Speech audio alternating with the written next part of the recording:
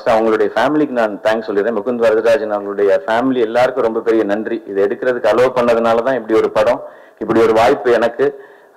இந்த பாராட்டுகள், வாழ்த்துகள் எல்லாமே. இந்த முகுந்த் வரதராஜன் அவர்களை பத்தி நமக்கு எல்லாருக்கும் நியூஸ்ல தெரியும்.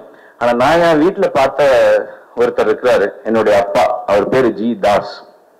ஒரு ஜெயில் சூப்பரண்டா இருந்தவர். யூனிஃபார்ம்ல ஸ்ட்ரிக்டா எப்பவும் நேர்மையா இருக்கணும்னு நினைக்கிறவரு. சிறைத்துறையில வந்து நீங்க அவரை பத்தி கேட்டீங்கன்னா நிச்சயமா சொல்லுவாங்க.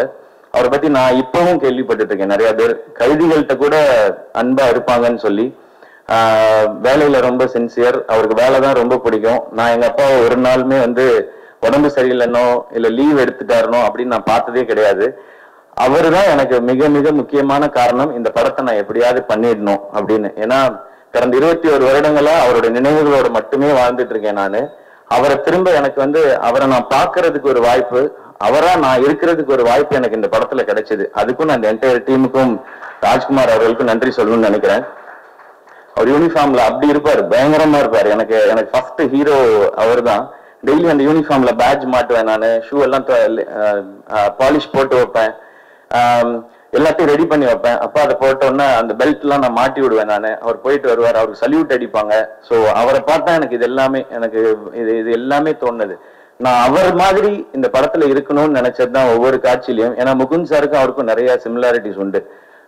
அவர் அவங்களோட சபார்டினேட்ஸோட ரொம்ப க்ளோஸா இருப்பாங்க. இப்பயும் வீட்டுக்கு வந்து, அப்பா இறந்து 21 வருஷம் ஆகுது, இன்னமும் வீட்டுக்கு வந்து அம்மாட்ட வந்து விஷஸ் வாங்கிட்டு போவாங்க. அவர்கிட்ட நாங்க ஒர்க் பண்ணோம், அவரால் தான் நான் இந்த ஒர்க்ல இருக்கேன்னு சொல்லி. அது மாதிரி நிறைய குணாதிசயங்கள் வந்து முகுந்த் சாருக்கும் எங்க அப்பாவுக்கும் நிறைய ஒத்து போச்சு. அதுதான் என்னை நைட்டு ஃபுல்லா தூங்க விடாம பண்ணது. அதெல்லாம் தாண்டி இந்த கிளைமேக்ஸ், நீங்க படம் பார்த்தவங்களுக்கு தெரியும். அவருக்கு வந்து அடிபட்டுரும், ஆம்புலன்ஸ்ல கூட்டிட்டு போவாங்க. கூட்டிட்டு போன அப்புறம் போன்ல வந்து தகவல் வரும் ஃபேமிலிக்கு எல்லாருக்கும். எக்ஸாக்டா என் வாழ்க்கையிலையும் எங்க அப்பா வாழ்க்கையிலையும் நடந்தது அதுதான். அவர் வந்து காலையில 8 மணிக்கு எனக்கு போன்ல வந்து, தம்பி நான் லீவ் எடுத்திருக்கேன்டா, 2 நாள்ல வெட்டிங் டே இருக்கு, நான் லீவ் எடுத்திருக்கேன்டா. அப்பா கோயம்புத்தூர்ல வேலை பார்த்தாங்க, நாங்க திருச்சியில இருந்தோம். லீவ் எடுத்திருக்கேன்டா, நான் வந்துடுறேன்டான்னு நாங்க 8 மணிக்கு. நான் காலேஜ் போயிட்டு வான்னு சொன்னேன். நான் காலேஜ் போயிட்டு வந்தேன், வீடு ஃபுல்லா ஒரே கூட்டம், எனக்கு புரியல. நான் உள்ள போனேன், அம்மா தரையில உட்காந்துருந்தாங்க. அக்கா வந்து ஒரு பக்கம் அழுதுட்டு இருந்தா. அக்காட்ட போனேன், தம்பி அப்பா இப்படி பண்ணிட்டாங்கடான்னு சொன்னான். எனக்கு அந்த செகண்ட்ல இருந்து என் வாழ்க்கையும் நானும் மாறிட்டோம். நிறைய பேர் இந்த வழியை அனுபவிச்சிருப்பீங்கன்னு நினைக்கிறேன். அது வரைக்கும் நான் ரொம்ப கான்பிடென்டான ஒரு ஆளு. எனக்கு லைஃப்ல எல்லாமே வந்து பாசிட்டிவா தெரியும், ஏன்னா அப்பா எல்லாத்தையும் பார்த்துப்பாங்கன்றது. அந்த செகண்ட் எனக்கு லைஃப்ல என்ன ஆக போகுதுன்றது தெரியல. அதுக்கப்புறம் அப்பா வரல, ஊருக்கு வந்துட்டோம். ஊருக்கு வந்த பிறகு ஆம்புலன்ஸ்ல வந்தாங்க. ஆம்புலன்ஸ்ல எட்டி பார்த்துட்டு இருக்கேன், என்னால பார்க்க முடியல. அப்புறமா ஒரு ஐஸ் பாக்ஸ்ல கொண்டு வந்து வச்சாங்க. அதே மாதிரி இந்த படத்துல இருந்த மாதிரியே அது போன் வந்து ஒரு டிஸ்டன்ஸ்ல இருந்து அப்புறம் கிட்ட பார்த்து, அன்னைக்கு நான் பயங்கரமா அழுதேன். அழுததோட இல்ல, அதுக்கு அடுத்த நாள் வந்து உங்களுக்கு தெரியும் அந்த சம்பிரதாயங்கள் இருக்கும் இல்லையா. அடுத்த நாள் போகும்பொழுது அப்பா வந்து அது முடிச்சு நிறைய எலும்புகள்லாம் அப்பாவோட நான் பார்த்தேன். நான் அன்னைக்கு நொறுங்கி போனது எங்க அப்பாவோட எலும்பு மட்டும் இல்ல, அன்னைக்கு ஒரு 17 வயசு பையன் நொறுங்கி போயிட்டான் அன்னைக்கு வாழ்க்கையில. எனக்கு என்ன ஆவேன்னு தெரியாது, நான் இதுக்கப்புறம் என்ன பண்ண போறேன்னு தெரியாது.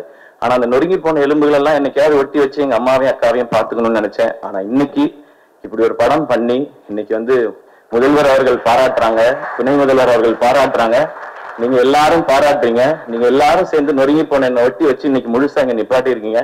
நான் இங்க அமரன் ஹீரோவா நிக்கல, சிவகார்த்திகேயனா நிக்கல, ஜி தாஸ் அப்படிங்கிற ஒரு சின்சியரான போலீஸ் ஆபீசரோட பையனா நிக்கிறேன்.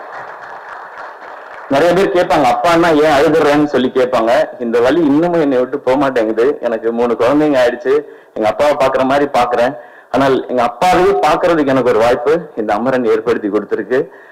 அந்த இந்து ரெபேக்கா அவர்கள் மாதிரியே என் அம்மாவும், என் அம்மாவுக்கு அவ்வளவு தைரியம் இல்லை, 8வது மட்டுமே படிச்சிருந்தாங்க. என் அப்பாவுக்கும் பிரசிடென்ட் மெடல் கொடுத்தாங்க. அப்ப எங்க அம்மா தான் போய் அதை கலெக்ட் பண்ணிக்கிட்டாங்க. நான் அதை தூரத்துல இருந்து வேடிக்கை பார்த்தேன். இந்த பட கிளைமேக்ஸும் என் வாழ்க்கையும் சேம். முகுந்த் வரதராஜன் அவர்களுடைய வாழ்க்கைக்கும் என் அப்பாவுக்கும் ஒரு சிமிலாரிட்டி இருக்கு. என் அப்பாவை பத்தி பயோபிக்லாம் என்னால எடுக்க முடியாது. ஆனா அப்புறம் தான் யோசிச்சு பார்த்தேன், அப்பாவை பத்தி ஒரு பயோபிக் எடுக்கலாமான்னு. தேவையில்லை, என் அப்பாவை பத்தி சொல்றதுக்கு நான் இங்க இருக்கேன்ற ஒரு சந்தோஷம். அந்த இடத்தை கொடுத்த எல்லாருக்கும் பெரிய பெரிய நன்றி. இந்த மேடையை நான் அதுக்கு பயன்படுத்திக்கிறேன். இன்னைக்கு அப்பா ரொம்ப ரொம்ப ஹாப்பியா இருப்பாங்கன்னு நினைக்கிறேன். அம்மா அப்பா இப்ப நம்ம கூட தான் இருக்கிறாங்க. இவங்க எல்லாருடைய கைத்தட்டுகள்லையும் வாழ்த்துகள்லையும் பாராட்டுகள்லையும் மீண்டும் ஒரு முறை இந்த அமரனுக்காக பெரிய நன்றி. இன்னும் சிறப்பான படங்களை தொடர்ந்து கொடுக்க முயற்சி செஞ்சுட்டே இருப்பேன். Thank you, love you all.